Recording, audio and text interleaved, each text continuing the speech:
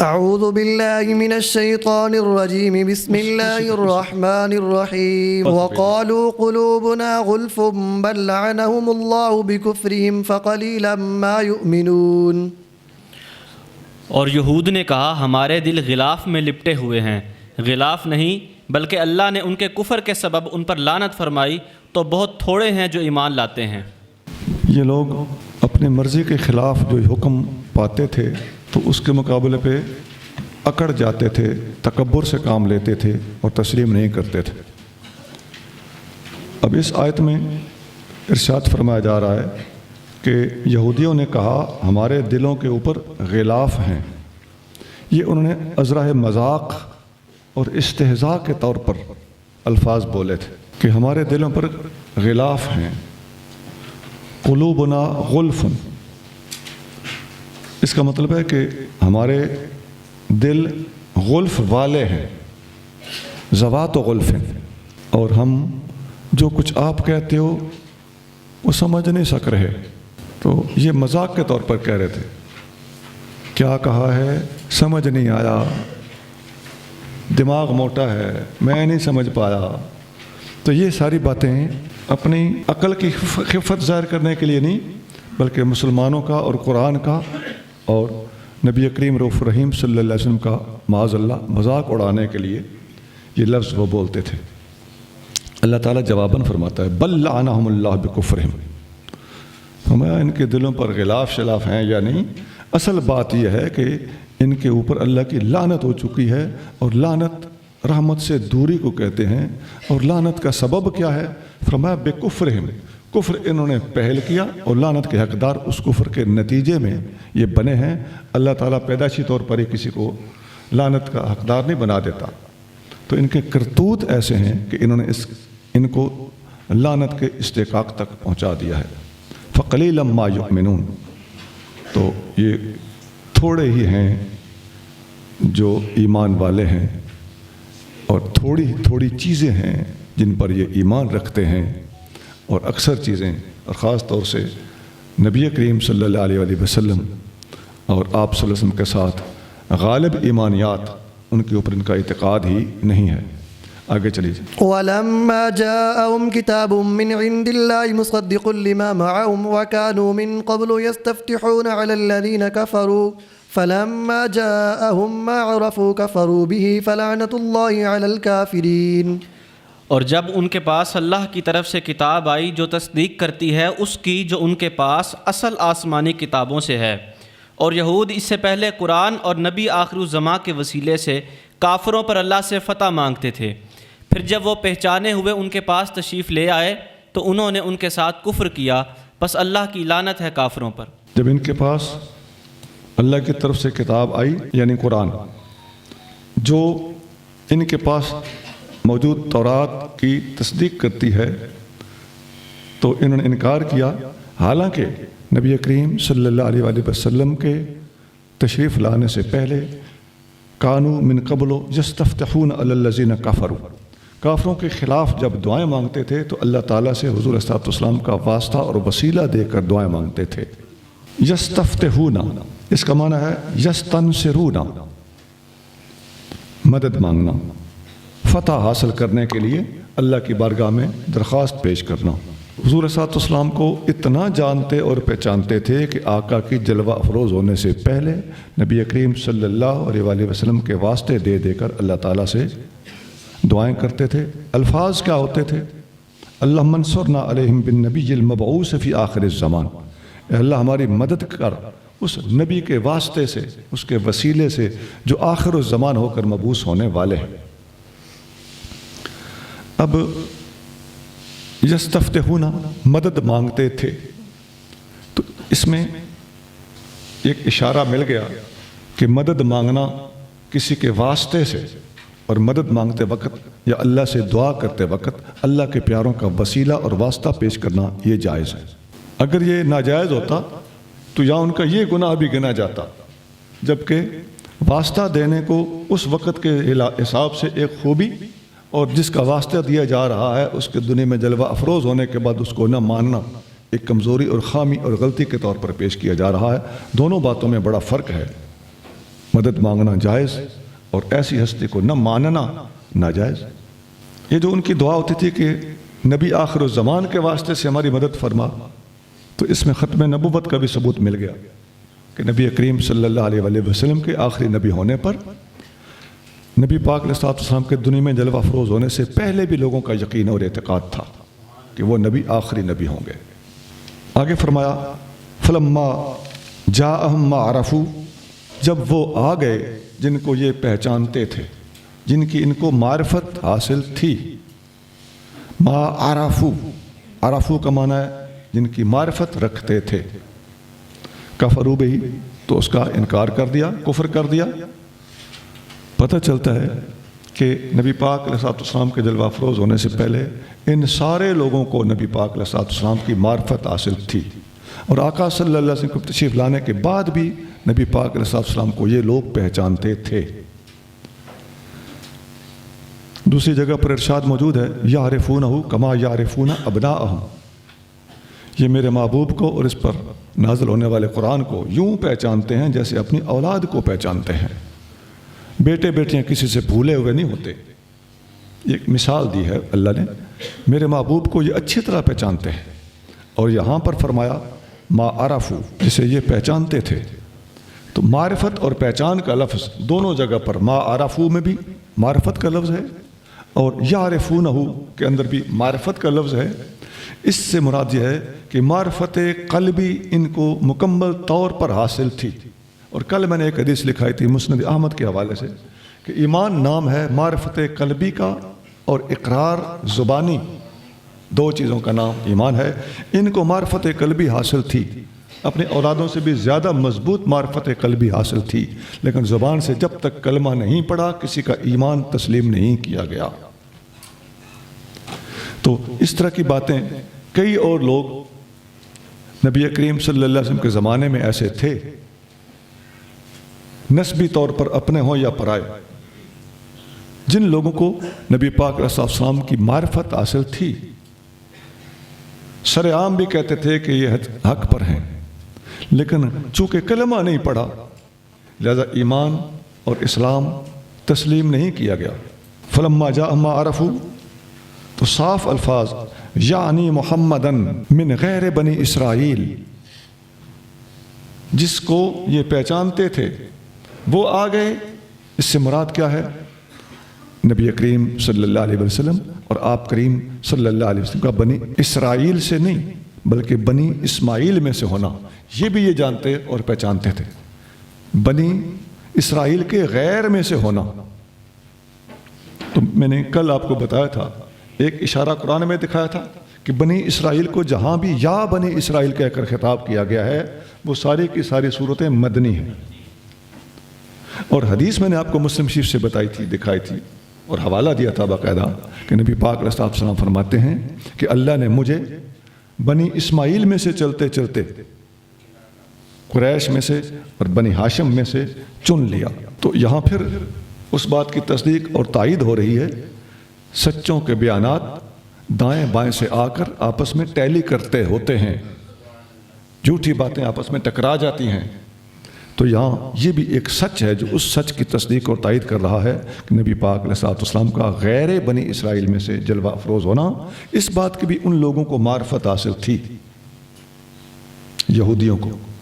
ایک حدیث بخاری میں ہے، ہرقل نے کہا تھا کہ اس نبی کا مکہ شریف میں جلوہ افروز ہونا مجھے اس کی امید نہیں تھی۔ ان کی ساری نشانیاں جو میں جانتا تھا، وہ تورات زبور انجیل کا عالم تھا، ہرقل بادشاہ، روم کا بادشاہ، کہتا ہے میرا علم مجھے بتاتا تھا کہ یہ ہستی دنیا میں جلوہ افروز ہونے والی ہے، لیکن میں اپنے علاقے میں ڈھونڈتا تھا، مجھے یہ نہیں پتا تھا کہ انہوں نے مکہ شریف میں جلوہ افروز ہونا ہے۔ تو مکہ شریف تو سارا بنی اسماعیل کا تھا،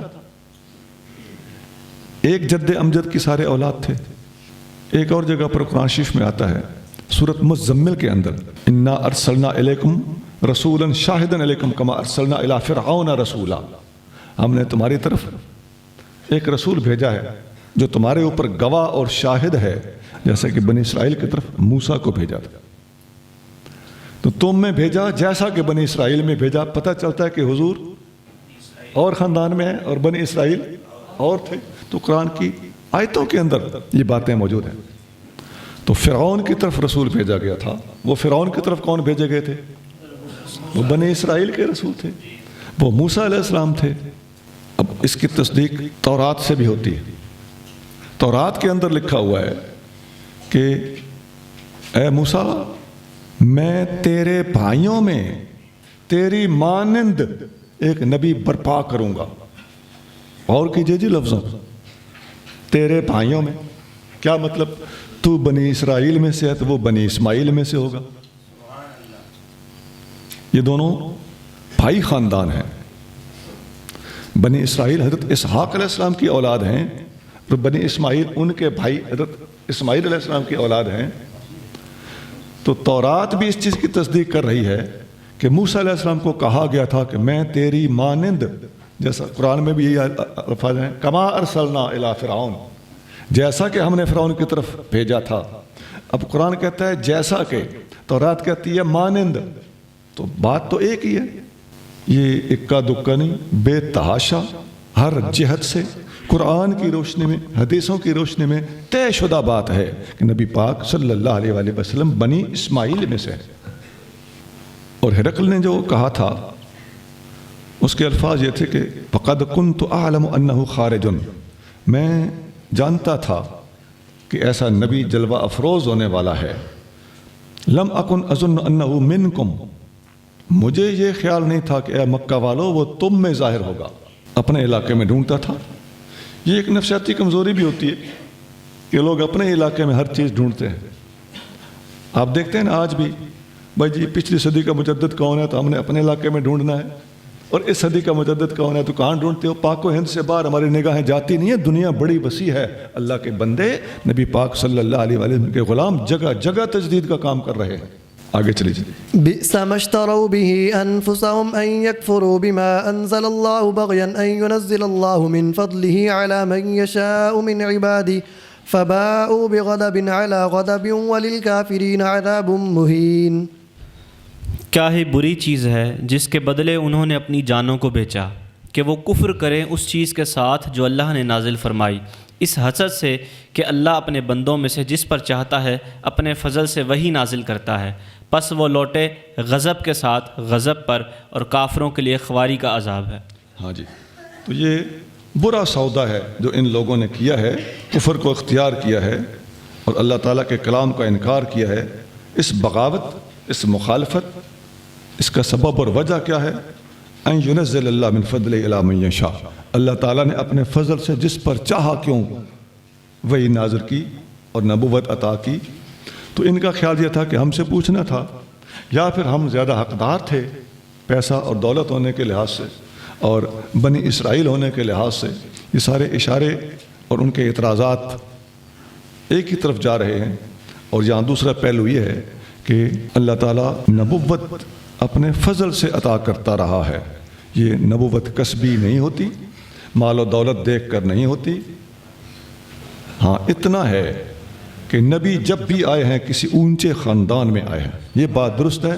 تو بنی اسرائیل سے بنی اسماعیل کا خاندان کم از کم لیول کا ضرور ہے، اور اگر اسماعیل علیہ السلام کو اسحاق علیہ السلام کا بڑا بھائی مانا جائے تو پھر بنی اسرائیل سے خاندانی اعتبار سے بھی افضل ٹھہرتے ہیں. فباؤ بغضب علی غضب، اللہ کے غضب پر غضب لے کر یہ لوگ پلٹے. یہ جو سورۃ فاتحہ میں آپ نے پڑھا تھا غیر المغضوب علیہم، ترمذی میں حدیث میں نے دکھائی تھی کہ نبی پاک صلی اللہ علیہ وآلہ وسلم نے فرمایا مغضوب علیہم سے مراد یہودی ہیں، جن پر غضب ہوا وہ یہودی ہیں. تو یہ دیکھ لو قرآن اس کی تصدیق کر رہا ہے کہ یہودیوں پر غضب ہوا اور غضب پر غضب ہوا. گویا قرآن نے نبی پاک علیہ الصلوۃ والسلام کے اس فرمان کی تائید اور تصدیق کر دی. وَلِلْكَافِرِينَ عَذَابٌ مُّهِينٌ، اللہ کی طرف سے کافروں کے لیے اہانت، توہین کرنے والا عذاب ہے.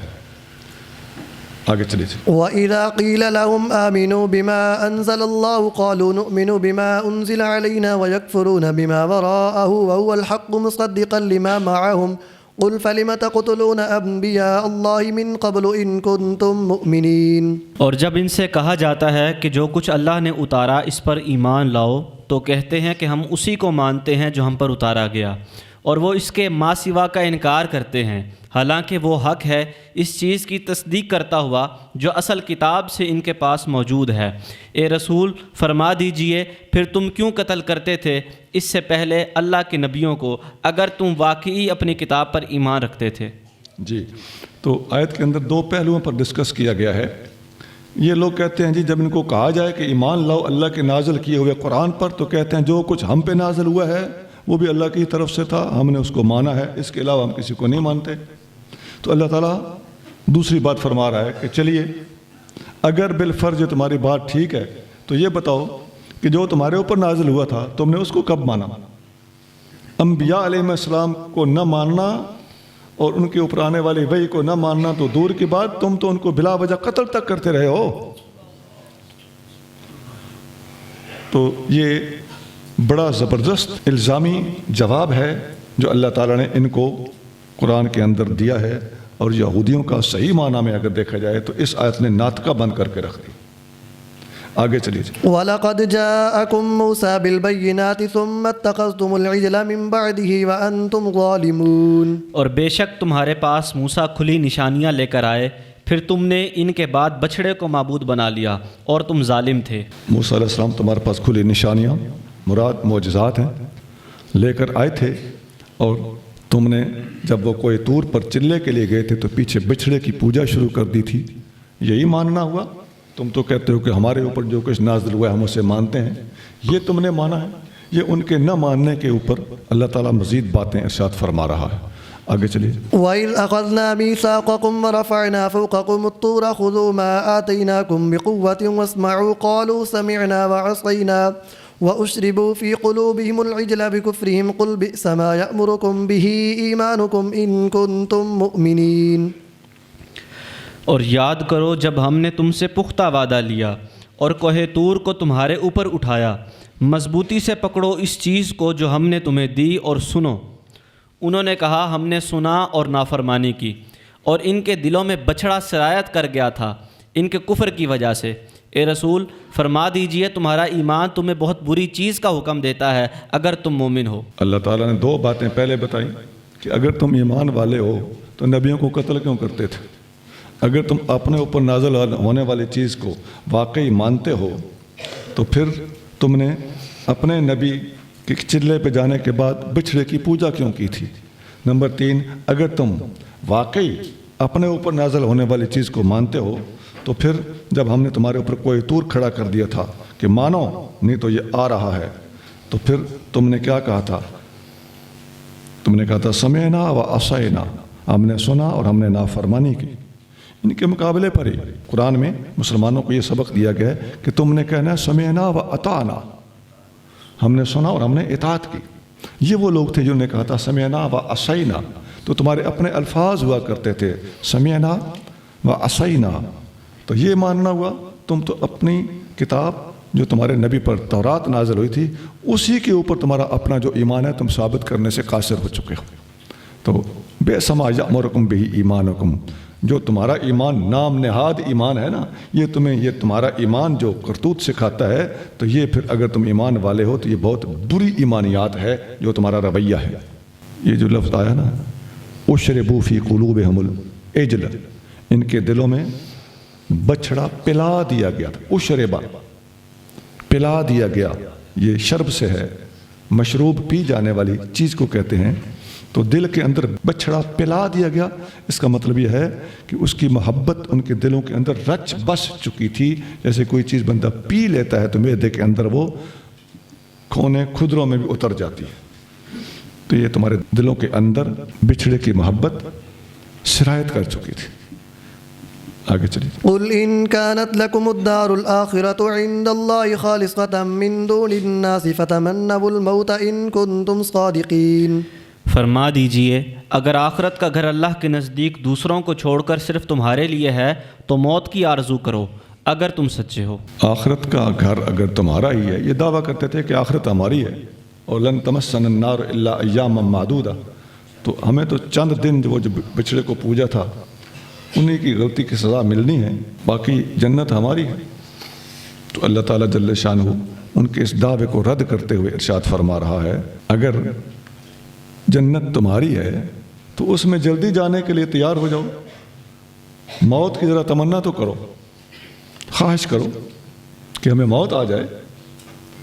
جن کے لیے جنت کنفرم ہوتی ہے، اور جنت کنفرم ہونا تو دور کی بات ہے، جو اللہ سے محبت اور پیار بھی سچا کرتے ہیں وہ اپنے مالک سے ملنے کے لیے ہمہ وقت تیار رہتے ہیں۔ تو اگر تمہارا یہ جذبہ صادق ہے تو پھر موت کی تمنا کر کے دکھاؤ، تمہارا سچ سامنے آ جائے گا۔ حدیث شریف میں آتا ہے، طبرانی میں حدیث ہے، نبی کریم صلی اللہ علیہ وآلہ وسلم سے کسی نے پوچھا من اقیس الناس، یا رسول اللہ سب سے زیادہ سمجھدار آدمی کون ہے؟ آپ صلی اللہ علیہ وآلہ وسلم نے فرمایا اشدہم استعدادا للموت، وہ بندہ سب سے زیادہ سمجھدار ہے جو سب سے زیادہ موت کے لیے تیار ہے۔ موت کے لیے تیار بندہ سب سے زیادہ سمجھدار ہوتا ہے، اس کے اندر خواہشات، تمنائیں، حسرتیں، یہ کام ہو جائے، وہ کام ہو جائے، یہ کر لوں پھر مر جاؤں، تھوڑی مہلت ملنی چاہیے، ان چکروں میں وہ نہیں رہتا، وہ ہر چیز کو اللہ کے حوالے کر کے ہمہ وقت موت کے لیے تیار رہتا ہے۔ تو یہودیوں پر یہ سوال کیا جا رہا ہے کہ اگر جنت تمہاری ہے، تم اللہ کے ہو، تو سیدھی سیدھی بات ہے کہ موت کے لیے تمنا کر کے دکھاؤ۔ آگے کیا فرمایا؟ وَلَن يَتَمَنَّوْهُ أَبَدًا بِمَا قَدَّمَتْ أَيْدِيهِمْ وَاللَّهُ عَلِيمٌ بِالظَّالِمِينَ، اور وہ قطعاً کبھی اس کی تمنا نہ کریں گے ان برے کاموں کی وجہ سے جو وہ پہلے کر چکے ہیں، اور اللہ ظالموں کو خوب جانتا ہے۔ غلط آدمی موت کے لیے کبھی تیار نہیں ہوتا، اس کو اپنے کرتوتوں کا پتہ ہوتا ہے۔ تو یہ ہمارے آپ کے لیے بھی ایک سوچنے کی اور اپنے آپ کو اللہ کی بارگاہ میں حاضر کرنے کے لیے اور اپنی تیاری کرنے کے لیے ایک سبق آموز بات ہے۔ اللہ کرے ہمارا ضمیر مطمئن ہو اور اللہ تعالیٰ جل شانہ سے ہمیں سچی لگن اور محبت ہو، اور ہمہ وقت دنیا کے معاملات اللہ کے سپرد کر کے مرنے کے لیے تیار ہوں۔ یہ ولیوں کا راستہ ہے، موت کے لیے ہمہ وقت تیار رہنا۔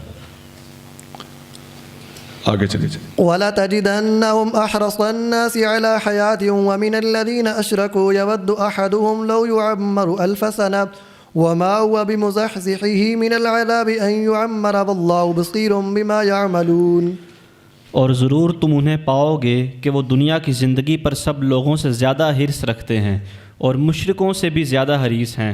ہر ایک ان یہود میں سے چاہتا ہے کہ کاش اسے 1000 برس کی عمر مل جائے، اور یہ امر اس کو عذاب سے بچانے والا نہیں کہ اسے اتنی عمر دے دی جائے، اور اللہ ان کے سب کاموں کو خوب دیکھ رہا ہے۔ اے محبوب، آپ دیکھو گے کہ زندگی پر سب سے زیادہ حرص اور زندہ رہنے کا سب سے زیادہ شوق اگر ہے تو یہودیوں کو ہے۔ یہ مرنا نہیں چاہتے بیچارے۔ یہ جو مشرک ہیں، وَمِنَ الَّذِينَ أَشْرَكُوا، اب ان کی بات چل رہی ہے۔ مشرکوں میں سے یود احدہم لو یعمر الف سنہ، ان میں سے ہر بندہ یہ چاہتا ہے کہ کاش اسے 1000 سال کی زندگی مل جائے۔ یہ من الذین اشرکوا، اس سے یہاں پر مراد مجوسی ہے۔ مجوسی مشرکین کی بڑی بنیادی نسل ہے۔ یہ 2 خداؤں کو مانتے تھے، 1 سے 2 پر پہنچنے والا یہ سب سے پہلا فرقہ ہے، پھر 3 پر پہنچے عیسائی، اور پھر ہزاروں تک پہنچے ہندو، بدھسٹ، اور یہ مشرق کے علاقے کے مشرکین۔ یہ جو مجوسی ہیں ان کو سنویہ بھی کہا جاتا ہے، 2 خداؤں کو ماننے والے۔ ان کی یہ خواہش ہوتی تھی کہ کاش ہمیں 1000 سال زندگی مل جائے۔ اس لیے مجوسیوں کا، جیسے مسلمان ایک دوسرے کو السلام علیکم کہتے ہیں، تو ان کا تحیہ یعنی سلام گویا کہہ لیجئے، وہ یہی ہوتا تھا کسی کو ملتے وقت، جیسے ہیلو ہیلو یا کہا جاتا ہے، تو یہ کہا کرتے تھے عش الف سنہ وکل الف نیروز و مہر جان، 1000 سال زندہ رہو اور ہر 1000 سال نوروز ہو اور مہر جان ہو۔ یہ نوروز مجوسیوں کی عید ہوتی تھی کہ تم 1000 سال زندہ رہو اور بار بار نوروز کی عید دیکھو۔ آپ نے دیکھا ہوگا بعض علاقوں میں ایک مخصوص طبقہ ہے جو نوروز مناتا ہے۔ یہ مجوسیوں کے سال کی ابتدا ہوتی ہے یہ لوگ نوروز مناتے ہیں، یہ یہیں کہیں مارچ اپریل کے اندر کوئی ڈیٹ انہوں نے فکس کی ہے، تو یہ بنیادی طور پر مجوسیوں کی عید ہے۔ یہ پڑھ لو تفسیر بغوی وغیرہ، یہ مسلمانوں کا تہوار نہیں ہے۔ ایران کے مجوسی جو ستارہ پرست، آتش پرست، سورج پرست اور آگ کو خدا ماننے والے سنوی فرقہ ہے، مذہب ہے، یہ ان کی عید ہے۔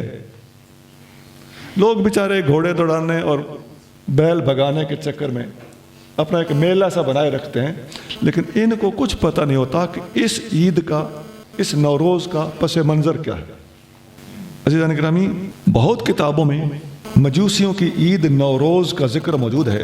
ابھی میں نے آپ کے سامنے تفسیر بغوی جو ہماری بنیادی معصور تفسیروں کے اندر، تفسیر بالمعصور، ان کے اندر بڑا اہم مقام رکھتی ہے، لیکن میں آپ کے سامنے ایک اسی طبقے کے معروف عالم کا نام بتاتا ہوں۔ ان کا نام ہے محمد حسین، آگے بھی کچھ لگتا ہے۔ ان کی کتاب ہے اصلاح الرسوم، اردو میں ہے، ابھی بھی شاید مصنف زندہ ہے۔ اس کتاب کے 241 صفحے پہ صاف لکھا ہوا ہے کہ نوروز مجوسیوں کی عید ہے، مسلمانوں کے ساتھ اس کا کوئی تعلق نہیں ہے۔ امام باقر رضی اللہ تعالیٰ عنہ سے پوچھا گیا کہ یہ عید کیا ہے، تو انہوں نے فرمایا اس کا نبی پاک علیہ الصلوۃ والسلام سے، اسلامی تعلیمات سے، ہمارے شرعی ضوابط سے کوئی واسطہ، کوئی تعلق نہیں ہے، یہ عید ناجائز۔ یہ کتاب اس وقت بھی میرے پاس موجود ہے، ساتھ لائبریری میں پڑھی۔ آگے فرمایا وما ہوا بمزحزحہ، اور یہ 1000 سال کی زندگی اگر انہیں مل بھی جائے تو یہ انہیں بچا نہیں سکتی۔ ما ہوا بمزحزحہ کا معنی ہے بمباعدہ من العذاب، انہیں عذاب سے دور نہیں لے جا سکتی، خواہ ان کی زندگی مل بھی جائے تو۔ آج نہیں تو کل بکرے کی ماں کب تک خیر منائے گی۔ آگے چلیے، یہ زحزحہ دہراجہ کی طرح ربائی ہے۔ چلیے قل من كان عدوا لجبريل فإنه نزله على قلبك بإذن الله مصدقا لما بين يديه وهدى وبشرى للمؤمنين۔ فرما دیجئے جو دشمن ہو جبریل کا تو یقیناً اس جبریل نے اللہ کے حکم سے اس قرآن کو آپ کے دل پر اتارا، تصدیق کرتا ہوا اس چیز کی جو اس سے پہلے ہے، اور ہدایت اور خوشخبری دیتا ہوا ایمان والوں کے لیے۔ حضرت عبداللہ بن سلام سابق یہودی تھے، مسلمان ہوئے رضی اللہ تعالیٰ عنہ۔ انہوں نے نبی کریم صلی اللہ علیہ وآلہ وسلم کے مدینہ شریف میں ہجرت کر کے پہنچنے کے بارے میں آواز سنی، جاء رسول اللہ، جاء رسول اللہ، رسول اللہ صلی اللہ علیہ وسلم آ گئے، پہنچ گئے۔ یہ کہتے ہیں کہ میں اپنے کھجوروں کے باغ میں کھجوریں توڑ رہا تھا، توڑ توڑ کے ٹوکرے میں ڈالتے تھے لوگ۔ تو نبی کریم صلی اللہ علیہ وآلہ وسلم کے پاس میں آیا تو میں نے حضور سے پوچھا کہ میں نے آپ سے 3 سوال کرنے ہیں جو ہماری تورات وغیرہ اور کتابوں میں ہم نے پڑھے ہوئے ہیں۔ عبداللہ بن سلام کے والد بھی سلام، وہ بھی بہت بڑے یہودی عالم تھے، اور یہ خود بھی بہت بڑے حبر تھے، یہودیوں کے عالم تھے۔ تو انہوں نے آ کے بات کی کہ ہماری کتابوں میں آپ ایک سچے نبی کے آنے کی 3 نشانیاں لکھی ہوئی، میں نے وہ سوال کرنے، اگر آپ نے وہ جواب دے دیے تو آپ وہی نبی ہوں گے، میں مان لوں گا۔ پہلا سوال ہے فما اول اشراط الساعۃ،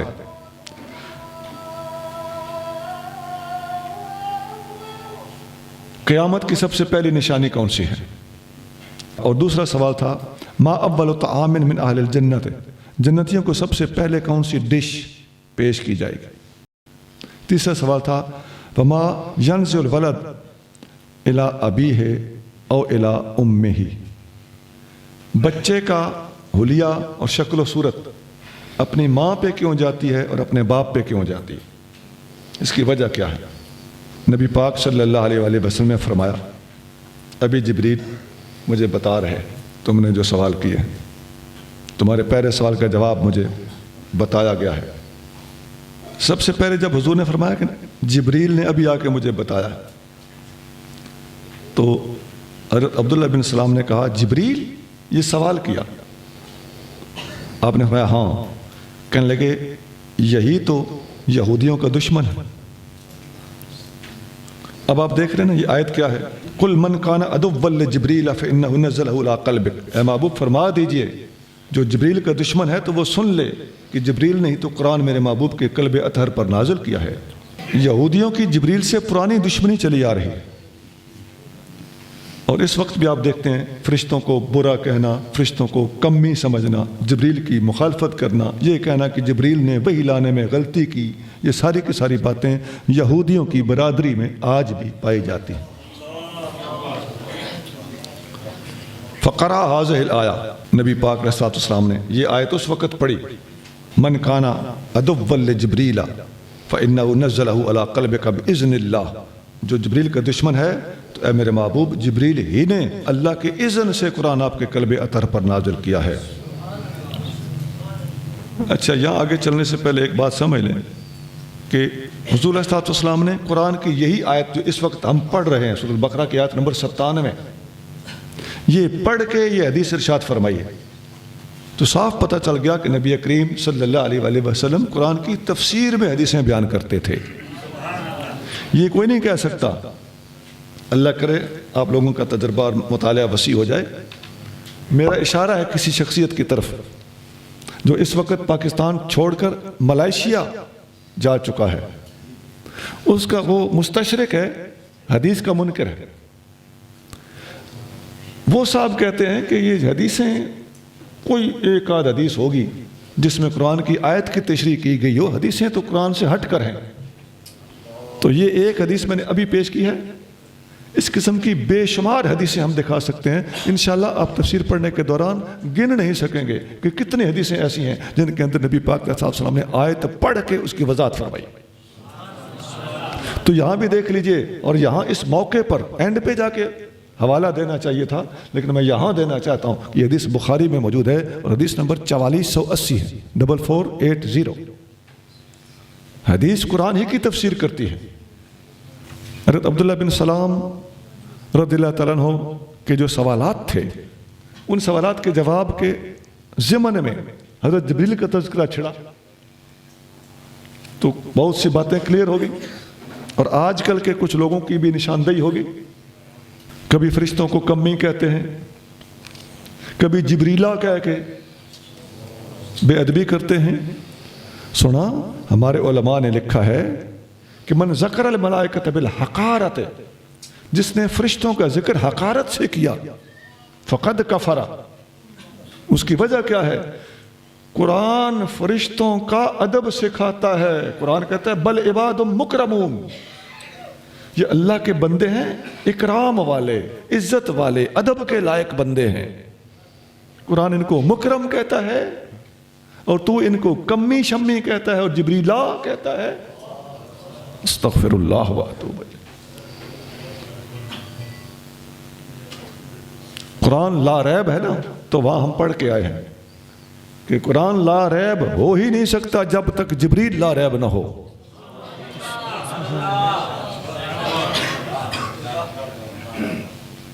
اب ان کے چنگل میں پھنسی بیچاری بھولی عوام کو کیا پتا کہ اندر خانہ کہانیاں کیا ہیں۔ اب پہلے سوال کا جواب دیا، آقا نے فرمایا اما اول اشراط الساعۃ، قیامت کی پہلی نشانی جو ہے وہ یہ ہے کہ فنار تحشر الناس من المشرق الى المغرب، سب سے پہلی نشانی یہ ہے کہ ایک آگ ہوگی جو لوگوں کو مشرق سے مغرب کی طرف ہانک کر لے جائے گی۔ وَأَمَّا أَوَّلُ طَعَامٍ يَأْكُلُهُ أَهْلُ الْجَنَّةِ، اور سب سے پہلا طعام اور کھانا جو جنت والے کھائیں گے، فَزِيَادَةُ قَبْضِ الْحُوتِ، وہ مچھلی کے جگر کا ایکسٹینڈڈ اور فالتو حصہ ہوگا جو ان کی سب سے پہلی ڈش بنے گا۔ بڑی گہری بات تھی۔ اور پھر وہ جو تیسرا سوال ہے، فرمایا مرد اور عورت میں سے جس کا پانی غالب آتا ہے بچے کا حلیہ اس پہ جاتا ہے۔ حضرت عبداللہ بن سلام نے تینوں سوالوں کے صحیح جواب پا لیے تو ادھر ہی کھڑے کھڑے کہنے لگے اشہد اللہ الہ الا اللہ و اشہد انک رسول اللہ، میں گواہی دیتا ہوں کہ اللہ ایک ہے اور میں گواہی دیتا ہوں کہ آپ اللہ کے سچے رسول ہیں۔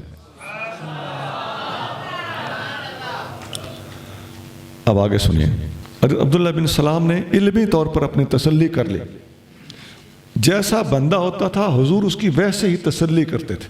کسی نے کہا یہ گو آپ کی گواہی دے تو میں مان جاؤں گا، کسی نے کہا کہ یہ کھجور کا درخت وہاں سے چل کے آئے آپ کی گواہی دے تو میں مان لوں گا۔ تو مختلف مواقع پر مختلف طریقوں سے نبی پاک علیہ السلام نے مختلف لوگوں کو تسلی کرائی۔ اب عبداللہ بن سلام کہنے لگے کہ یا رسول اللہ، یہ یہودی قوم بڑی ہلڑ باز قوم ہے، بڑے جذباتی، اٹھے پاؤں پر ہی گھوم جاتے ہیں۔ یا رسول اللہ ان الیہود قوم بہتن، یہ بڑے بہتان باز الزام تراش لوگ ہیں۔ آپ دیکھ لیں الزام تراشیاں کس کس طبقے میں، آج بھی یہودیوں کے راستے پہ چلنے والوں میں الزام تراشی ہے، بدگمانی۔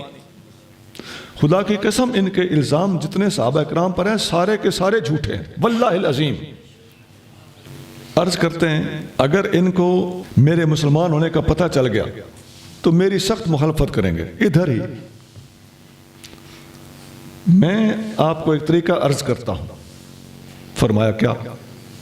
عرض کرنے لگے یا رسول اللہ میں اندر چھپ جاتا ہوں، یہ بخاری ہے 4480 حدیث نمبر۔ عرض کیا میں اندر چھپ جاتا ہوں، ابھی آپ کی زیارت کرنے کے لیے، جائزہ لینے کے لیے، حالات دیکھنے کے لیے آئیں گے، تو آپ ان سے پوچھئے گا کہ عبداللہ بن سلام کیسا آدمی ہے، میرے بارے میں پوچھئے گا۔ تو پھر دیکھیے یہ کیا کہتے ہیں، اور پھر جب یہ میرے بارے میں میرے اچھا ہونے کے اچھے ریمارکس دے چکے ہیں تو پھر آپ مجھے بلا لیجئے گا اندر سے، اور میں آ کے کہوں گا کہ میں تو مسلمان ہو چکا ہوں۔ اور پھر دیکھیے یہ تماشا کیا کرتے ہیں۔ عبداللہ بن سلام پیچھے کمرے میں جا کے چھپ گئے۔ یہودی حضور صلی اللہ علیہ وسلم کے پاس زیارت کرنے کے لیے، ملاقات کرنے کے لیے، دیکھنے کے لیے پہنچ گئے۔ نبی پاک صلی اللہ علیہ وسلم نے ان سے پوچھا کہ ایو رجل عبداللہ فیکم، عبداللہ بن سلام تمہارے اندر کیسا آدمی ہے، یہودیوں میں کیسا ہے؟ تو کہنے لگے خیرنا و ابن خیرنا و سیدنا و ابن سیدنا، ہم میں سب سے افضل اور افضل باپ کا بیٹا، ہم سب کا سردار اور سردار باپ کا بیٹا۔ سبحان اللہ۔ اچھا جی، نبی پاک علیہ الصلوۃ والسلام نے فرمایا ارأیتم ان اسلم عبداللہ ابن سلام، تمہارا کیا خیال ہے اگر عبداللہ ابن سلام مسلمان ہو جائے تو پھر؟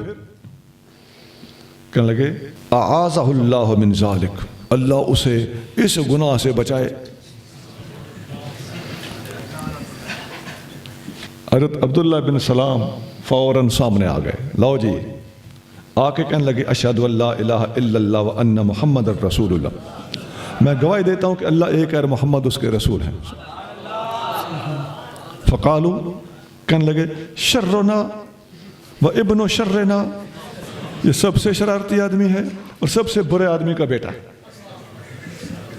وانتقصوہ، اس کے سارے عیب اور نقص ان کو اب نظر آنے لگے کہ جی سارا بس یہ ہے عیبوں کا پلندہ ہے۔ قال، عبداللہ بن سلام نے عرض کیا فہذا الذی کنت اخاف یا رسول اللہ، یا رسول اللہ مجھے اسی بات کا اندیشہ تھا کہ انہوں نے ایسے ہی کرنا ہے، میں ان کا سردار رہ چکا ہوں، میں ان کی رگ رگ جانتا ہوں۔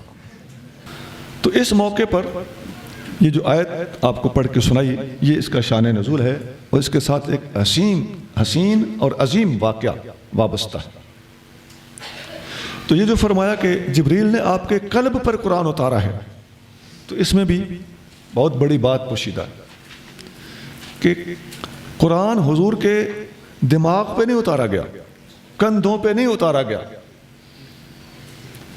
بلکہ آقا صلی اللہ علیہ وسلم کے قلب پر اتارا گیا ہے۔ وہ جو ادھر آپ نے پہلے پڑھا تھا کہ کافروں کے دلوں پر اللہ نے مہر لگا دی ہے، تو پتہ چلتا ہے کہ یہ دار و مدار ہوتا ہی قلب پر ہے، دل پر ہے۔ میں نے پہلے دن بتایا تھا کہ عقل کا محل اور عقل کا مرکز دماغ ہے یا دل؟ وہ دل ہے، اور دل کے اوپر جو جھلیاں ہیں، اس ایک جھلی کا تعلق چونکہ دماغ سے بھی ہے، لہذا جمہور سے ہٹ کر کچھ علماء نے جو فرمایا ہے کہ یہ اس کا مرکز دماغ ہوتا ہے، تو ان کی بات من وجہن ٹھیک نکلتی ہے، دونوں باتیں درست بنتی ہیں۔ حدیث بخاری مسلم میں موجود ہے، ان من الجسد لمدغۃ، انسانی جسم کے اندر ایک لوتھڑا ہوتا ہے، اذا صلحت صلح الجسد کلہ، جب وہ ٹھیک ہوتا ہے تو سارے کا سارا جسم ٹھیک ہوتا ہے، وَإِذَا فَسَدَتْ، اگر اس میں خرابی آ جائے، فَسَدَ الْجَسَدُ كُلُّهُ، تو سارے کا سارا جسم خراب ہو جاتا ہے، اَلَا وَهِيَ الْقَلْبُ، خبردار وہ گوشت کا لوتھڑا قلب ہے، دل ہے۔ تو دل کے اوپر زیادہ دار و مدار ہے، اور دل کی اصلاح ہی بندے کی اصلاح ہوتی ہے۔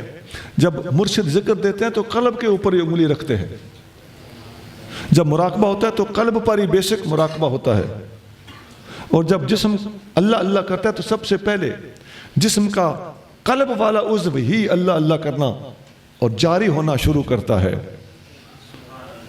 اور قلب کے اوپر سارا دار و مدار اس لیے ہے، قلب کو قلب اس لیے کہتے ہیں کہ قلب کا معنی ہوتا ہے پلٹنا، اسی سے لفظ انقلاب بنا ہے۔ تو دل خون کو اپنے اندر سمیٹ لیتا ہے اور پھر اسے پلٹتا ہے پورے جسم کی طرف، زور کے ساتھ ریورس کرتا ہے، تو یہیں سے بلڈ پریشر ناپا جاتا ہے۔ جب دل خون کو اپنے اندر غر کر کے کھینچتا ہے اور پی لیتا ہے تو اس وقت بلڈ پریشر کی نچلی سطح ناپی جاتی ہے، اور جب وہ ایسے بند ہوتا ہے اور پڑچ کر کے پورے خون کو ریورس کرتا ہے تو اس سے بلڈ پریشر کی اوپر کی سطح ناپی جاتی ہے۔ اور اسی قلب کی حرکت انقباض اور انبساط، کولیپس ہونا اور ایکسٹینڈ ہونا، اس کے اوپر زندگی کی بقا کا دار و مدار ہے۔ اور قلب کو قلب کہتے ہی اس لیے ہیں کہ خون کا انقلاب کرنا اس کی ڈیوٹی ہے، اور اس کو قلب اس لیے بھی کہتے ہیں کہ انسانی جسم کے اندر یہ سسپینڈڈ ہے، الٹا لٹکا ہوا ہے، تو الٹا ہونے کی وجہ سے بھی اس کو قلب کہا جاتا ہے۔ تو یہاں سے ایک بات اور سمجھ میں آتی ہے کہ عربی زبان اتنی جامع اور بامعنی زبان ہے کہ اس کے اندر جو انسانی اعضاء کے نام ہیں وہ بھی بامعنی ہیں۔ سونا مکہ، قرآن جو حضور کا شہر ہے، مکہ اور مدینہ، تمہارے پشاور ملتان کراچی کا کوئی معنی نہیں کسی کو پتا، لیکن مکہ کا معنی بھی لغت میں ملتا ہے اور مدینہ کا معنی بھی لغت میں ملتا ہے، اور قلب کا معنی بھی باقاعدہ لغت میں ہوتا ہے۔ انف کا ایک معنی ہے، عین کا ایک معنی ہے، جو اس کا لغت میں معنی ہے وہی ڈیوٹیاں یہ سارے اعضاء واقعی دے رہے ہیں۔ قبض جگر کو کہتے ہیں، تو قبض کیوں کہتے ہیں؟ بڑی گہری بات ہے، ہو سکتا ہے اگر آئے تو میری اس طرف توجہ گئی، تو کیونکہ قبض کا لفظ آگے آ رہا ہے تو وہاں ہو سکتا ہے میں اس کی بھی وضاحت کر دوں۔ سر سے پاؤں تک ہر عضو بامعنی لفظ کے اوپر مبنی ہے، تو یہاں بات قلب کی تھی، اس کو میں زیادہ وسیع نہیں کرنا چاہتا۔ تو قلب کے اوپر قرآن اتارا گیا ہے، تو اس کے اندر بہت بڑا روحانی راز اور نکتہ پوشیدہ ہے، اور جو صوفیاء قلب کی صحت اور صفائی پر توجہ دیتے ہیں انہیں نادان نہ سمجھو۔ قلب کے اوپر دار و مدار حضور فرما رہے ہیں کہ ساری انسان کی جسامت اور صحت اور بیماری کا دار و مدار ہی قلب پر ہے۔ جو حالت قلب کی ہوگی وہی حالت سارے بدن کی ہوگی، یہ میڈیکل کا اصول ہے۔ یہ جو حکیم نبض دیکھتے ہیں یہ کیا ہوتا ہے پتہ ہے؟ یہ دل کی حالت کو دیکھتے ہیں، اور یہ جو رگ ہوتی ہے یہ دل کے سب سے زیادہ قریب ہوتی ہے، اور دل کی ٹرو پکچر اگر دیکھنی ہو تو اس رگ کے سوا اتنی زیادہ کامیاب رگ اور کوئی نہیں ہے۔ بس اب یہاں میں چونکہ حکمت پڑھانے نہیں بیٹھا، ورنہ میں اس کی بھی آپ کو ڈیٹیل بتاتا۔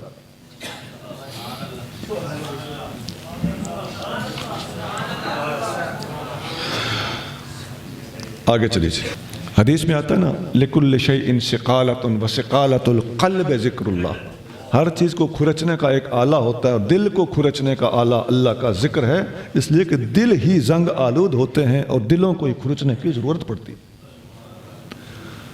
من كان عدوا لله وملائكته ورسله وجبريل وميكال فإن الله عدو للكافرين، جو کوئی دشمن ہوا اللہ کا اور اس کے فرشتوں اور اس کے رسولوں اور جبریل اور میکائیل کا، تو بے شک اللہ دشمن ہے کافروں کا۔ یہ پچھلی آیت کے اندر اس پر پورا ڈسکشن گزر چکا ہے کہ جو فرشتوں کا دشمن ہوگا تو اللہ ان کا دشمن ہے۔ تو یہ بات سن لیں وہ لوگ جو فرشتوں کو حقارت سے پکارتے یاد کرتے ہیں، تو انہوں نے اللہ سے دشمنی مول لے رکھی ہے، اور اللہ کا قرب حاصل ہونے کے حوالے سے، اللہ کا پیارا ہونے کے حوالے سے فرشتے بھی اللہ کے ولی ہیں، اور جبریل تو اللہ کے رسول ہیں۔ تو حدیث میں آتا ہے من عادی لی ولی فقد آذنتہ بالحرب، جس نے میرے پیاروں سے دشمنی رکھی میرا اس کے خلاف اعلان جنگ ہے۔ تو فرشتے سارے اللہ کے پیارے ہیں، اللہ کے معصوم مخلوق ہیں، اور اللہ کی کبھی نافرمانی نہیں کرتے۔ ان کے ساتھ دشمنی رکھنے والے کے ساتھ اللہ کا اعلان جنگ ہے، اور وہ حدیث ہے کہ اللہ کا ان کے خلاف اعلان جنگ ہے۔ یہ آیت ہے کہ جو ان کا دشمن ہوگا فإن اللہ عدو للکافرین، ایسے کافروں کا اللہ خود دشمن ہے۔ تو اس حدیث کی تصدیق ہوگی قرآن سے۔ اس حدیث کے بارے میں وہی ملائشین صاحب کہتے ہیں کہ جی اس حدیث کے بارے میں ذہبی نے کیا لکھا ہے پڑھ کے دیکھ لو، میں یہ بات اشارے سے کر رہا ہوں۔ تو بھائی ہم ان کو جواب دیتے ہیں کہ ذہبی کے رد میں علماء نے کیا لکھا ہے وہ آپ نے کیوں نہیں پڑھا؟ ذہبی کے بارے میں ہی علماء نے لکھا ہے کہ انہوں نے جو کچھ کہا ہے اس حدیث کے بارے میں کہ جو اللہ کی ولیوں کا دشمن ہوگا اللہ کا اس کے خلاف اعلان جنگ ہے۔ یہ پوری حدیث ہے کہ بندہ نفل پڑھ پڑھ کے میرے قریب آتا جاتا ہے حتیٰ کہ میں اس کے کان، آنکھ، ہاتھ، پیر بن جاتا ہوں، تو میں اس کے اعضاء بن جاتا ہوں۔ تو یہاں ذہبی کو بخاری کی اس حدیث پر اعتراض ہے، تو اس اعتراض کو کوٹ کیا ایک صاحب نے، تو اس اعتراض کا رد کرنے والوں کو آپ نے کوٹ کیوں نہیں کیا؟ ان کا اعتراض کیا وحی خدا بندی ہے؟ اور اگر ان کا اعتراض اہم ہے تو اس اعتراض کا جواب اتنا ہی اہم کیوں نہیں؟ علماء نے لکھا ہے کہ ذہبی کی سمجھ سے جو چیز بالا تھی، جس چیز کا تعلق اللہ کے قرب کے ساتھ تھا، ان کی خشکی نے اس بات کو قبول نہیں کرنے دیا، ورنہ اللہ والے ایسی باتوں کو اچھی طرح سمجھتے ہیں کہ اس کی حقیقت کیا ہے۔ اور یہ بھی علماء نے لکھا ہے کہ ذہبی نے بعض بزرگوں کے بارے میں اور بڑے بڑے بزرگوں کے بارے میں ایسی سخت باتیں کی ہیں کہ ہمیں ڈر ہے کہ کہیں قیامت کے دن، بلکہ وہ جب فوت ہوئے ہوں تو کہیں وہ اللہ والے آگے سے تلواریں لے کر نہ آ گئے ہوں۔ یہ بات میں نے کل بھی آپ کو بتائی تھی لیکن کسی اور کانٹیکسٹ میں کی تھی میں نے۔ تو ایسے لوگوں کے بارے میں پہلے کتابوں میں موجود ہے، لہذا اللہ والوں کے، بزرگوں کے، صدیقین، شہداء اور صالحین اور بابوں کے خلاف زبان کھولنے سے پہلے یہ دیکھ لینا کہ اگلے علماء یہ بات لکھ گئے ہیں کہ ان کی بے ادبی کرنے والے کا حشر یہ ہو سکتا ہے کہ قیامت سے پہلے یا قبر کے اندر جاتے وقت اگلے تلواریں نہ لے کر آ جائیں۔ اللہ کرے ہمارے اعمال ایسے ہوں، ہم نے ان بزرگوں کا ایسا ادب کیا ہو کہ وہ ہمارا استقبال کرنے کے لیے پھول لے کر تشریف لائیں۔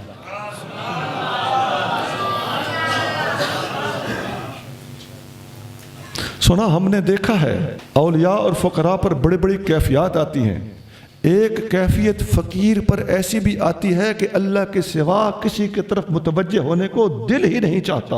خدا کی قسم اولیاء بعض ایسے گزرے ہیں، ان سے حضرت خضر علیہ السلام نے کہا کہ میرے ساتھ کچھ عرصہ رہو یا میں تمہارے ساتھ کچھ عرصہ رہتا ہوں، تو انہیں ہاتھ باندھ کے عرض کیا حضور میرا اللہ کے سوا کہیں پلٹنے کو دل نہیں چاہتا، لیکن مجال ہے کہ بے ادبی کی ہو۔ اپنے آپ کو فن خان سمجھنا چھوڑ دو، بڑی بڑی کیفیات لوگوں پر گزری ہیں، اور شاید ایسے بھی ہوں جن پر اب بھی گزر رہی ہے۔ آپ ہی کے اندر کوئی بندہ ایسا بیٹھا ہو تو کیا پتا، سونا کوئی پتہ نہیں اللہ نے کسی کو کتنا نوازا ہے۔ ٹھڈا کر کے کھا۔ تو اللہ ایسے ظالموں کا خود دشمن ہے، اللہ کا ان کے خلاف اعلان جنگ ہے۔ تو یہی بات حدیث بخاری کی میں ہے کہ جو اللہ کے ولیوں سے دشمنی رکھتا ہے اللہ کا اس کے خلاف اعلان جنگ ہے۔ اور اعلان جنگ جب اللہ کرتا ہے تو حضرت شاہ عبداللطیف بھٹائی رحمۃ اللہ علیہ فرماتے ہیں کہ جس کے خلاف اللہ اعلان جنگ کر دیتا ہے نا اس کی مت ماری جاتی ہے. بولیے کیا ہوتا ہے؟ مت ماری جاتی ہے. اس کو اللہ تعالیٰ ڈنڈے سے نہیں مارتا, الٹا اس کو تو ڈھیل مل سکتی ہے. شاہ عبداللطیف بھٹائی فرماتے ہیں رب رس سے مت کھس سے ہڑے کون ہتھیار. اللہ تعالیٰ جب روٹھتا ہے تو مت کھس لیتا ہے, مت چھین لیتا ہے, ہتھیار استعمال نہیں کرتا, ہتھیاروں سے نہیں مارتا, ڈنڈے سوٹے کلاڑی تلوار سے بندوق سے نہیں مارتا. رب رس سے مت کھس سے ہڑے کون ہتھیار. وَلَقَدْ أَنزَلْنَا إِلَيْكَ آيَاتٍ بَيِّنَاتٍ وَمَا يَكْفُرُ بِهَا إِلَّا الْفَاسِقُونَ. اور بے شک اے رسول ہم نے آپ کی طرف روشن آیتیں اتاری اور نہ کفر کریں گے ان کے ساتھ مگر اللہ کے نافرمان. اللہ تعالیٰ کے نافرمان ہی اس قرآن کا انکار کریں گے. ہم نے یہ قرآن آپ پر حق کے ساتھ نازل کیا ہے. یہاں حضرت جبریل علیہ السلام کی شان اور مناقب اس کے حوالے سے پورے مضمون کی ضرورت ہے. محدثین اس طرف باقاعدہ مضمون باندھنے اور عنوان کے ساتھ قائم کرنے کی طرف کم گئے ہیں. امام بخاری کو اللہ تعالیٰ نے یہ اعزاز بخشا ہے کہ انہوں نے ملائکہ اور فرشتوں کے مناقب کا پورا باب بخاری کے اندر باندھا. فقیر نے بھی یہ جو تفسیر آپ پڑھ رہے ہیں فقیر کے ہاتھ میں ہے, اس میں فرشتوں کے اور خاص طور سے جبریل علیہ السلام کے مناقب پر پورا باب عنوان قائم کیا ہے, ما جاء فی ملائکۃ اللہ و جبریل علیہ السلام. تو ان کی شان کے اوپر متعدد آیتیں قرآن شریف کے مختلف مقامات سے اٹھا کر یہاں ہم نے اکٹھی کر دی ہیں, اور نبی کریم رؤوف رحیم صلی اللہ علیہ وآلہ وسلم کے ارشادات عالیہ یہ 4-5 آیتوں کے بعد 7 آیتوں کے بعد آقا صلی اللہ علیہ وسلم کا یہ فرمان الایمان ان تؤمن باللہ و ملائکتہ. ایمان یہ ہے کہ تو اللہ پر ایمان لائے, اللہ کے فرشتوں پر ایمان لائے. سنو اللہ کے بعد ایمانیات میں سب سے پہلا نمبر ہے ہی فرشتوں کا. اور حضرت ابو شکور سالمی کے الفاظ یہاں پر ہم نے نقل کر دیے ہیں. وہ فرماتے ہیں من ذکر نبیًا او ملکن بالحقارت, جس نے کسی نبی یا کسی فرشتے کا حقارت سے گھٹیا طریقے سے ذکر کیا فإنہ یسیر کافرا, ایسا بندہ کافر ہو جاتا ہے. التمہید فی بیان التوحید صفحہ نمبر 112. اور نبی پاک صلی اللہ علیہ وآلہ وسلم فرماتے ہیں جبریل نے مجھے وضو کرنے کا طریقہ سکھایا. علمنی جبریل الوضوء, اور طہارت کا طریقہ سکھایا, اور قضاء حاجت کے بعد طہارت کا طریقہ سمجھایا. اور یہ حدیث ابن ماجہ میں ہے, حدیث نمبر 462 ہے. ایک اور حدیث میں ہے کہ نبی کریم صلی اللہ علیہ وسلم کو حضرت جبریل امین نے مختلف نمازیں خود امامت کرا کے بتائیں, اور آخر میں بتایا کہ نمازوں کے اوقات یوں ہیں یوں ہیں یوں ہیں. اور یہ حدیث ابو داؤد اور ترمذی میں موجود ہے. ابو داؤد میں حدیث نمبر 393 اور ترمذی میں حدیث نمبر 149. اور اس طرح کی بہت حدیثیں ہیں, کتاب میں ساری لکھی ہوئی ہیں. اور ایک حدیث اور سنا دیتا ہوں کہ حضرت جبریل امین ایک دفعہ انسانی شکل میں حضرت دحیہ کلبی کے روپ میں تشریف لائے, سفید لباس پہنا ہوا تھا. نبی پاک علیہ السلام کے پاس حاضر ہو کر سلام عرض کر کے حضور کے سامنے مؤدب طریقے سے بیٹھ گئے. تو آپ صلی اللہ علیہ وسلم سے سوال کرنے لگے. مختلف 5 سوال کیے, سوالات کے جواب لے کر اٹھ کے چلے گئے.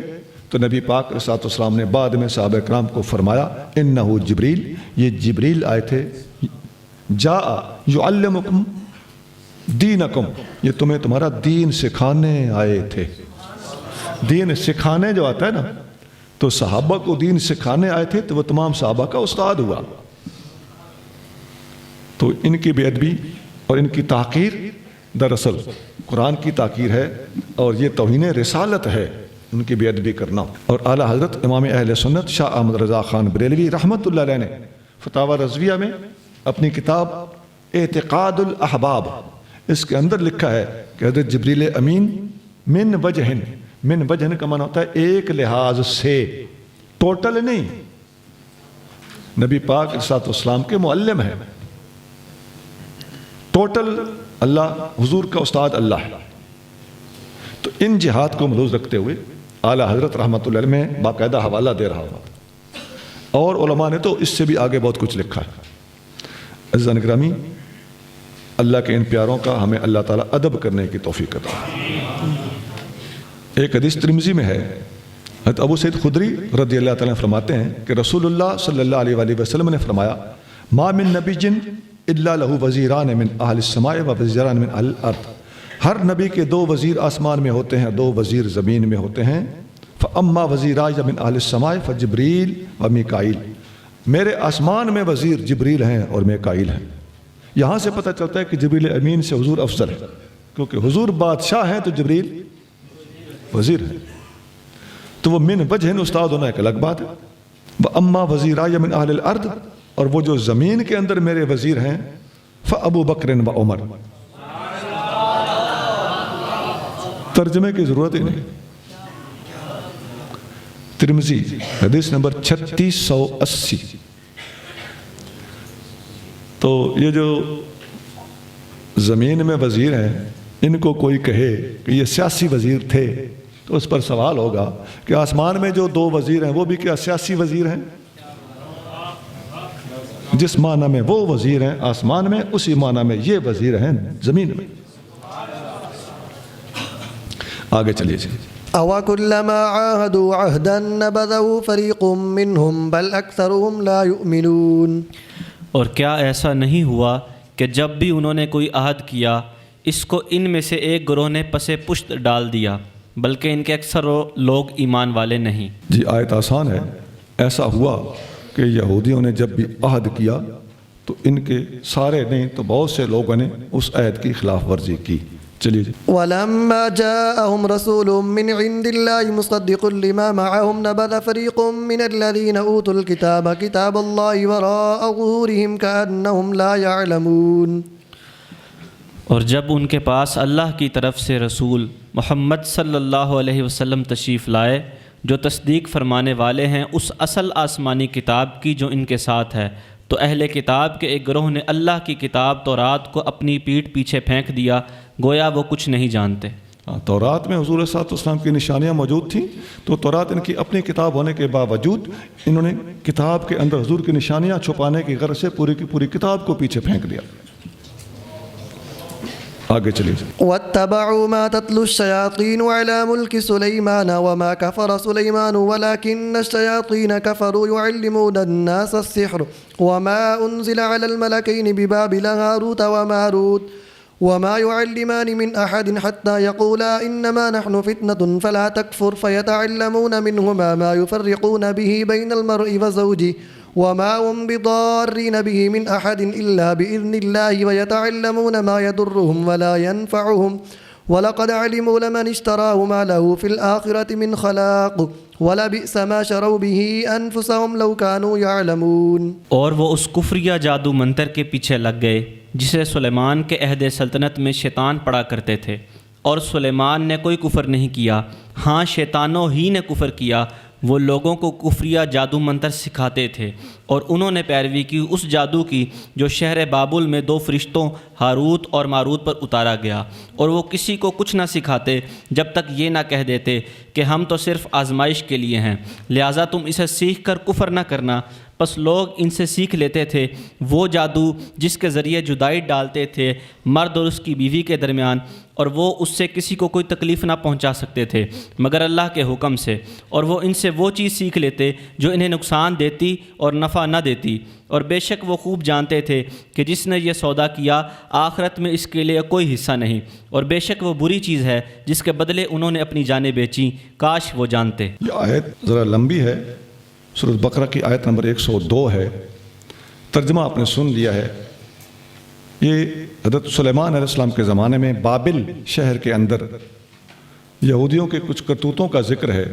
ان کا امتحان لینے کے لیے اللہ پاک نے دو فرشتے ہاروت اور ماروت بھیجے تھے، وہ لوگوں کو امتحان لینے کی غرض سے جادو سکھا کر کہتے تھے ساتھ میں کہ اس کا غلط استعمال نہ کرنا، ہم تمہارے لیے امتحان بن کر آئے ہیں۔ تو ان لوگوں نے غلط استعمال کرنا شروع کر دیا۔ جس چیز سے منع کیا گیا تھا کہ اس کو اس مقصد کے لیے استعمال نہیں کرنا، اسی مقصد کے لیے ان لوگوں نے استعمال کرنا شروع کر دیا۔ تو اللہ تعالیٰ جل شانہ نے ان کو سرزنش فرمائی اور دنیا آخرت میں ان کو سزا کا مستحق قرار دیا۔ یہاں ایک بات تو یہ ہے کہ ہاروت اور ماروت دو فرشتے تھے، ان کے دنیا میں آ کر کچھ تفسیروں میں ان کے بارے میں کچھ ایسی باتیں لکھی ہوئی ہیں جو قرآن سے، حدیث سے، صحابہ کے اقوال سے ثابت نہیں ہیں، وہ اسرائیلیات ہیں۔ اور پہلے دن آپ نے سنا تھا کہ اسرائیلی روایات اگر ادب آداب کے خلاف ہوں، شرعی معیار کے خلاف ہوں، قرآن و سنت سے ٹکراتی ہوں، اللہ کے فرشتوں، اللہ کے ولیوں، اللہ کے نبیوں، ان کے تقدس کو پامال کرتی ہوں، تو ان کو ہرگز قبول نہیں کیا جائے گا۔ وہ قابل قبول بھی ہوں تو ہمیں کیا مجبوری ہے ان کو لینے کی؟ تو ایسی باتوں کو ہرگز قبول نہیں کیا جائے گا۔ انشاءاللہ آپ ہماری اس تفسیر کے اندر، اس کتاب کے اندر، یہ جب آپ چھپی ہوئی دیکھیں گے، ایک بھی اسرائیلی روایت آپ کو نظر نہیں آئے گی۔ اور اسلامی روایات میں سے بھی موضوع اور گھڑی ہوئی باتیں بالکل آپ کو نظر نہیں آئیں گی، بلکہ ضعیف حدیث بھی کہیں آپ کو نہیں ملے گی۔ اور کم از کم اگر ہم نے کہیں ضعیف حدیث لی بھی ہے تو اس کی تصدیق اور تائید یا قرآن سے ہو رہی تھی یا اس جیسی دوسری حدیثیں موجود تھیں۔ دوسری حدیثوں کا اس طرح کی حدیث کے ساتھ اٹیچ ہو جانا اس ضعیف حدیث کو حسن بنا دیتا ہے۔ تو اس لحاظ سے ہم نے ایسا کیا ہے، یہ محدثین کو حق حاصل رہا ہے تو ہم بھی انہی کے پیروکار ہیں۔ تو کوئی کچی بات انشاءاللہ کوشش کی گئی ہے کہ ہم سے صادر نہ ہو۔ اور اس کے بعد جادو کے حوالے سے کہ اس کی شرعی حیثیت کیا ہے، یہ حرام ہے، اور اس جادوگر کی سزا ان جندب، حضرت جندب رضی اللہ تعالیٰ عنہ روایت کرتے ہیں، قال قال رسول اللہ صلی اللہ علیہ وسلم، وہ فرماتے ہیں کہ رسول اللہ صلی اللہ علیہ وسلم نے فرمایا، حد الساحر ضربۃ بالسیف، جادوگر کی سزا تلوار کے ساتھ مارنا ہے۔ اور العمل علی ھذا عند بعض اہل العلم، بعض اہل علم کا اس کے اوپر باقاعدہ عمل بھی رہا ہے، من اصحاب النبی صلی اللہ علیہ وسلم وغیرہم، نبی پاک علیہ السلام کے صحابہ میں سے، ان کے علاوہ لوگوں میں سے۔ تو وہو قول مالک بن انس، اور یہی قول امام مالک بن انس کا ہے۔ وقال الشافعی، امام شافعی نے فرمایا، انما یقتل الساحر، جادوگر کو قتل کیا جائے گا، اذا کان یعمل فی سحرہ ما یبلغ بہ الکفر، بشرطے کہ وہ اپنے جادو کے اندر ایسی حرکتیں کرتا ہو جو کفر تک پہنچ جاتی ہیں۔ تو فاذا عمل عملا دون الکفر فلم نر علیہ قتلا، اگر اس نے کفر کے علاوہ کوئی اس کے نیچے والا کچھ عمل کیا ہے، کچھ الفاظ بولے ہیں، تو قتل کے علاوہ اس کو تعزیر لگائی جائے گی اور سزا اس کو پھر بھی دی جائے گی۔ تو اس عمل کے سخت قابل حد ہونے اور کم از کم قابل تعزیر ہونے دونوں کے حوالے سے ثابت ہوا کہ حرام ہے، اور اس کی باقاعدہ شرعی طور پر عدالت کے اندر کیس کر کے سزا دلائی جا سکتی۔ اور یہ حدیث ترمذی شریف میں ہے، حدیث نمبر 1460 ہے۔ اس حدیث حضور کی صلی اللہ علیہ وسلم کی ہے، اور اس میں امام مالک، امام شافعی کا قول بھی اسی ترمذی کے اندر موجود ہے۔ 1460 1460 ان ابی ہریرہ رضی اللہ تعالیٰ عنہ ان رسول اللہ صلی اللہ علیہ وسلم قال، حضرت ابو ہریرہ رضی اللہ تعالیٰ عنہ روایت کرتے ہیں کہ رسول اللہ صلی اللہ علیہ وسلم نے ارشاد فرمایا، اجتنبوا الموبقات، جہنم واجب کر دینے والی چیزوں سے بچو۔ وہ کیا ہیں؟ الشرک باللہ والسحر، اللہ کے ساتھ کسی کو شریک بنانا ایک، اور جادو کرنا دو۔ اب جو لوگ باقاعدہ جادو کو ولایت سمجھتے ہیں، اور جادو کا دنیا کے اندر سب سے بڑا ماہر کون ہوتا ہے؟ یہ ایران کے مجوسی ہیں۔ مجوسی کا لفظ MUGH، مغ، میم غین مغ، اس کا اصل مادہ ہے۔ تو تو مغ کا معنی ہوتا ہے جادو اور مغوث اس کا معنی ہوتا ہے جادوگر. یہ مذہب ہی جادوگروں کا ہے اور ان کا مرکز ایران میں ہے. آگے بات کو تھوڑا سا ٹور کے چلا کے آپ اگلی منزل تک خود پہنچ جائیں. اس وقت بھی آپ کے ملک میں بہت لوگ ایسے ہیں نا جو جادوگری کے ماہر ہیں اور اپنے آپ کو جادو کی وجہ سے ولی اور جادو کو ولایت سمجھتے ہیں. آگے چلیے. ولو أنهم آمنوا واتقوا لمثوبة من عند الله خير لو كانوا يعلمون. اور اگر وہ ایمان لاتے اور پرہیزگار بنتے تو اللہ کی بارگاہ کا ثواب بہت بہتر ہے، کاش وہ جانتے. ہاں اگر یہ ایمان لاتے تو ثواب اللہ کے ہاں ملتا. آگے چلیے، آسان ہے. يا أيها الذين آمنوا لا تقولوا راعنا وقولوا انظرنا واسمعوا وللكافرين عذاب أليم. اے ایمان والو، اپنے رسول کو راعینا نہ کہو اور انظرنا کہو اور خوب سن لو، اور کافروں کے لیے دردناک عذاب ہے. نبی کریم رؤوف الرحیم صلی اللہ علیہ وآلہ وسلم جب درس دیتے، پڑھاتے، تبلیغ فرماتے تو اگر صحابہ اکرام کو کسی بات کی سمجھ نہ آتی تو وہ عرض کرتے تھے رائنا یا رسول اللہ، یا رسول اللہ معاف فرمائیے، رعایت کیجیے. یہ ہر بولی کا یا ہر علاقے کا یا ہر دور کا ایک لفظ رہا ہے اور اب بھی چلتا ہے.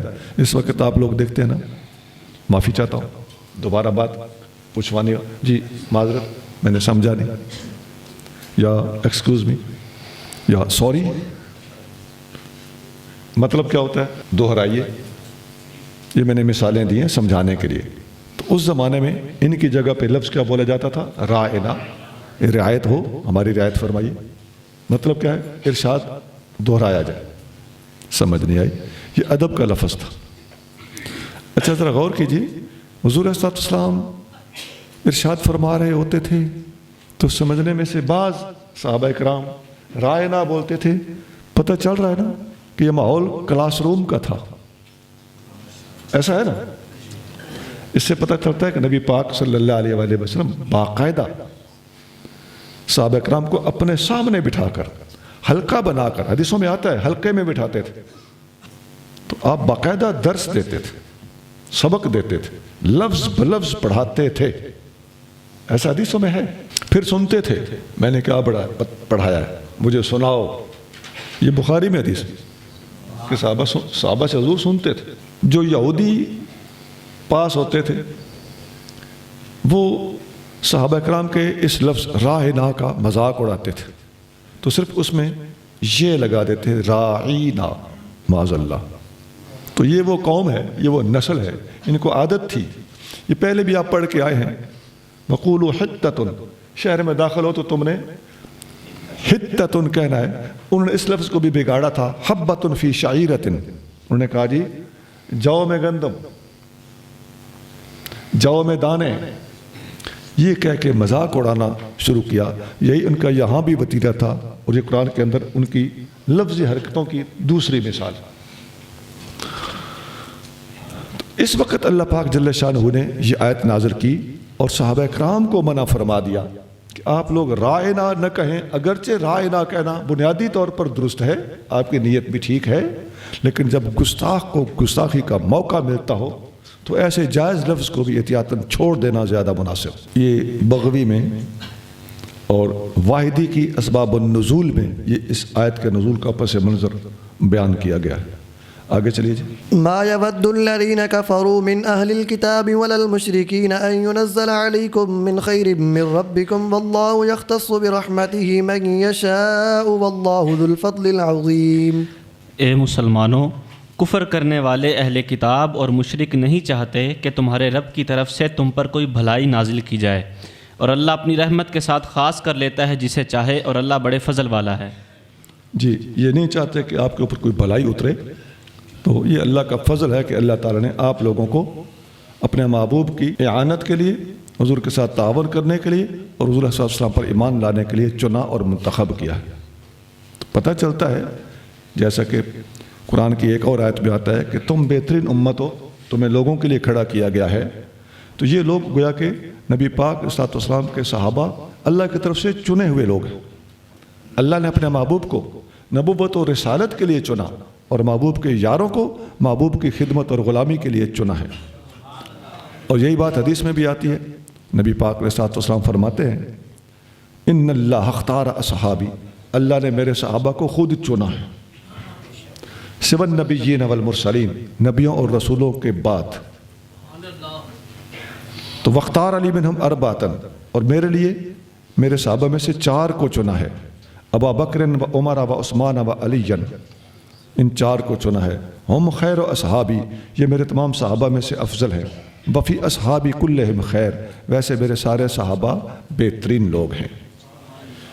تو یہ حدیث مجمع الزوائد میں ہے، شفا شریف میں ہے، اور بہت سی کتابوں میں، الریاض النضرہ میں بھی ہے۔ آگے چلیے۔ ما ننسخ من آية أو ننسها نأتي بخير منها أو مثلها ألم تعلم أن الله على كل شيء قدير۔ جو آیت ہم منسوخ کر دیتے ہیں یا بھلا دیتے ہیں تو اس سے بہتر یا اس جیسی لے آتے ہیں۔ اے مخاطب، کیا تو نہیں جانتا بے شک اللہ جو چاہے اس پر قادر ہے۔ جو آیت ہم منسوخ کریں یا بھلا دیں، تو قرآن کی آیتیں منسوخ بھی ہیں اور بھلا بھی دی گئیں، اس کا مطلب ہے کہ وہ قرآن کے اندر ان کے الفاظ بھی تھے جو اٹھا لیے گئے۔ اس کی مثالیں حدیثوں میں ملتی ہیں، صحابہ کرام بتاتے ہیں کہ فلاں آیت تھی، کوئی جگہ ذہن میں وہ جگہ خالی ہو چکی جہاں سے وہ آیت اٹھا لی گئی۔ ان میں آیت رجم بھی موجود ہے، شامل ہے۔ اور ابن عباس رضی اللہ تعالیٰ عنہ اسی آیت کی تفسیر میں فرماتے ہیں ما ننسخ من آیت، تو مراد ہے ما نثبت خطها، وہ آیت جس کی لکھائی باقی ہے لیکن حکم منسوخ ہو گیا ہے، یہ ہے ما ننسخ، جسے ہم منسوخ کرتے ہیں۔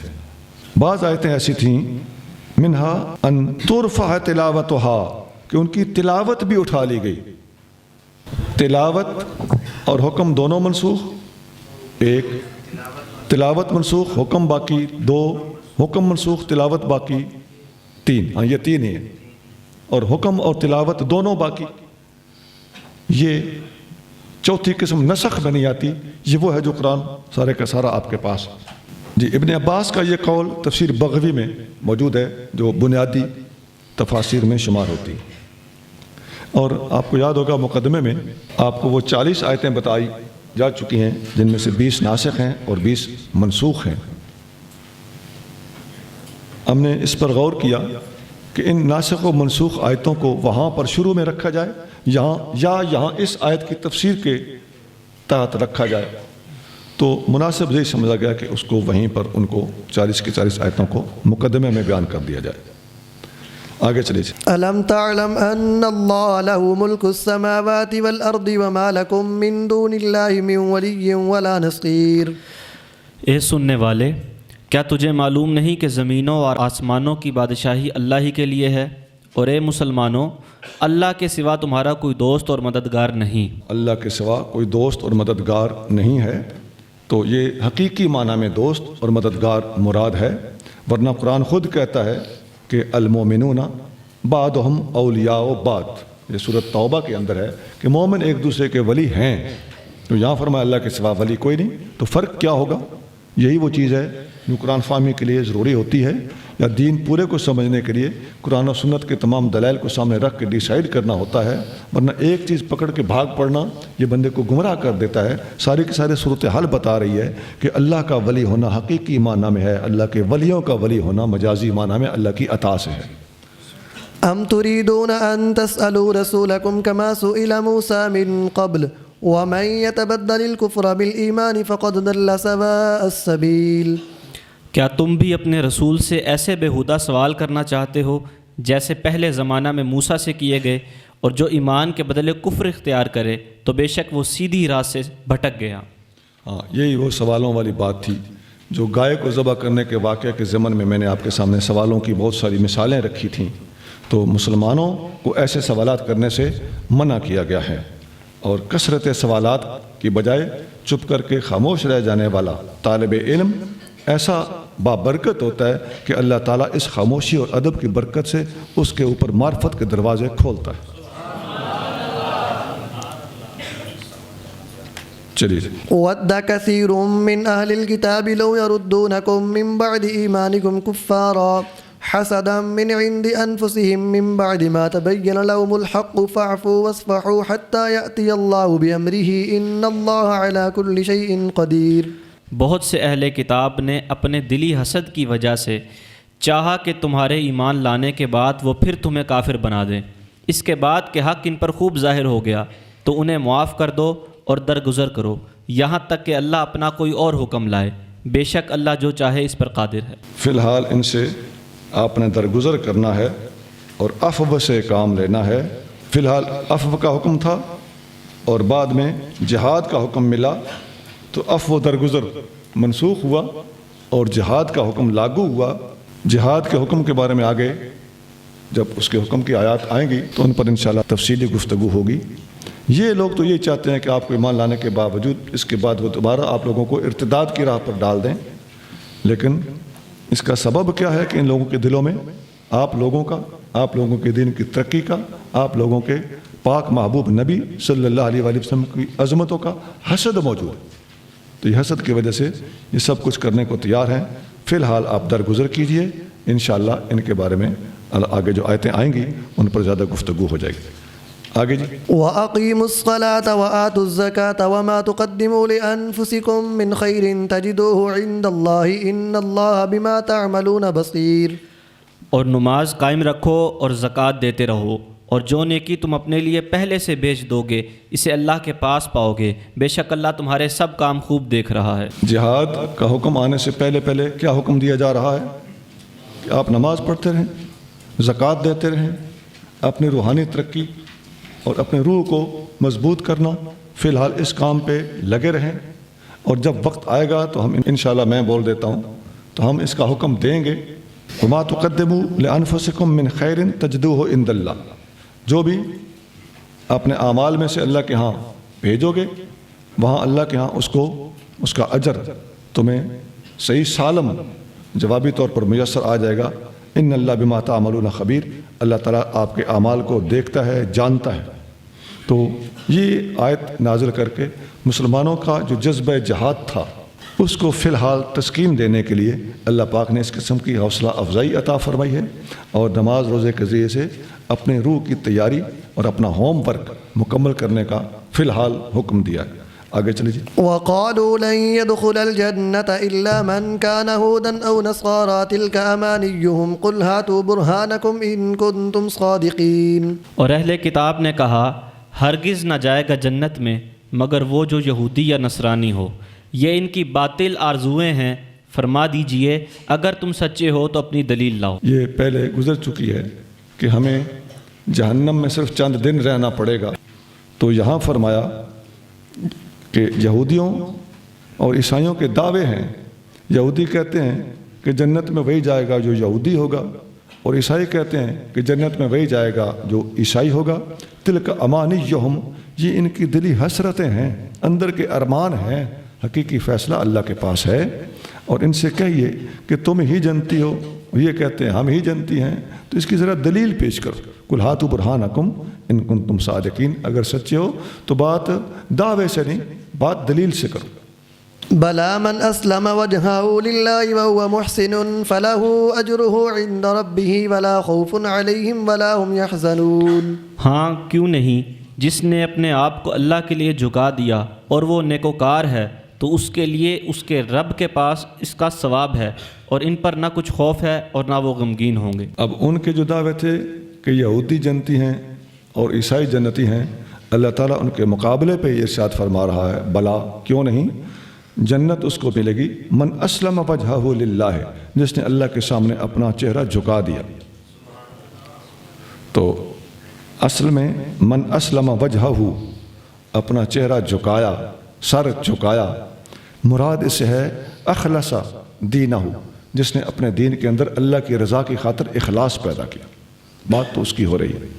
تو وہ محسن، اور وہ بندہ سچے دل سے احسان کا جذبہ لے کر اللہ کی بارگاہ میں سلیم قلب لے کر حاضر ہوا ہو تو فلہ اجرہ عند ربہ، اس کے اس اخلاص کا اجر اللہ تعالیٰ کی بارگاہ میں اسے مل جائے گا۔ اور آگے فرمایا ولا خوف علیہم ولا هم یحزنون، ایسے بندوں کو نہ کوئی خوف ہوگا اور نہ ہی کوئی غم ہوگا۔ یہ آیت پہلے بھی گزری ہے، آگے اولیاء کی ولایت کے اور اللہ کا ولی اور متقی ہونے کے ثمرات ہیں، وہاں پر بھی یہ 11ویں سپارے میں یہ آیت موجود ہے، اور جگہ جگہ قرآن شریف میں آتی ہے۔ مختلف مواقع پر اس آیت کا بیان ہونا ان سارے لوگوں کے لیے مختلف حوالوں سے جو لوگ اس قابل ہیں ان کے لیے یہ آیت قرآن میں پھیر پھیر کر بیان کی گئی ہے کہ ان پر نہ کوئی خوف ہوگا اور نہ ہی کوئی غم ہوگا۔ لیکن ایسی آیتوں کا تعلق قیامت کے دن سے ہے۔ دنیا کے اندر خوف غم آ سکتے ہیں، دشمن کا خوف ہو سکتا ہے، گمراہی کا خوف ہو سکتا ہے، غربت کا خوف ہو سکتا ہے، سانپ بچھو کا ڈر اور خوف ہو سکتا ہے۔ یہ کوئی بڑی بات نہیں ہے، اور یہ خوف دنیا کے اعتبار سے ہے۔ آخرت کے اندر جا کے جو لوگ لا خوف ہو جائیں گے وہ ولی ہوں گے، اور اس قسم کی آیتیں دنیا سے نہیں آخرت سے تعلق رکھتی ہیں۔ سبحان ربک رب العزت عما یصفون وسلام علی المرسلین والحمد للہ رب العالمین۔